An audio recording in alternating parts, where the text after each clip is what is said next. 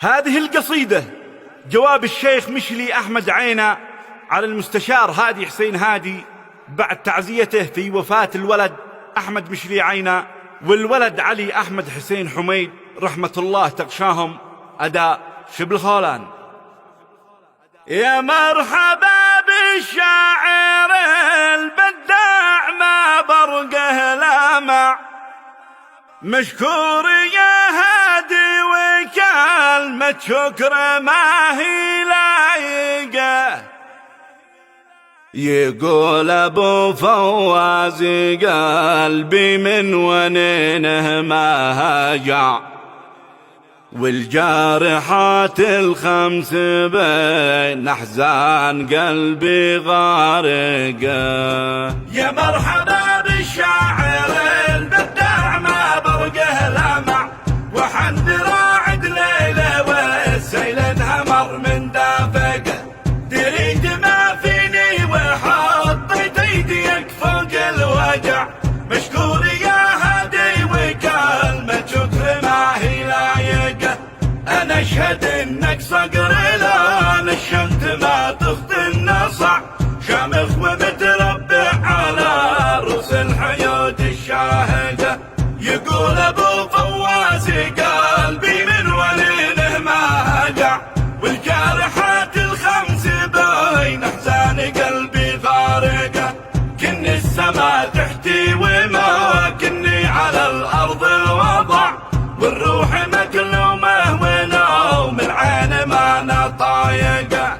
والكبد مشويه ولساني عن الزاد امتنع، زهق من الدنيا وروحي من ضلوعي زاهقه. من يوم ما جوني بعلم الشر والضغط ارتفع، كن الخبر وقعه على راسي مثيل الصاعقه. والارض ضاقت بي وكن الكون هذا ما اتسع، لكنني مؤمن وبامر الله نفسي واثقه. ما كنت متوقع ولا احدا كان يشتيها توقع، لكن هو المكتوب ذي كل ابن انثى ضايقه. قانع بحكم الله ولا عمر قلبي لاقتنع، عفيل وجه الله من واسع ونية صادقه. واحنا تنازلنا بساعتها امام المجتمع،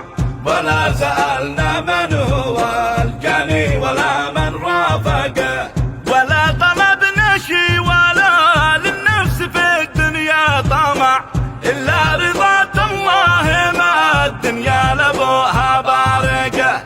الحمد له والشكر رب الروح يصنع ما صنع، وذي أتى بأحمد وهودي للمنايا سايقه. والحمد له ما عسعس الظلم وضوء الفجر شع، وعدم الكون سباح والتجا لخالقه. وخبرونا الناس ذي كانوا جوارح انقطع، انه لقي ربه ولسنه بالشهاده ناطقه.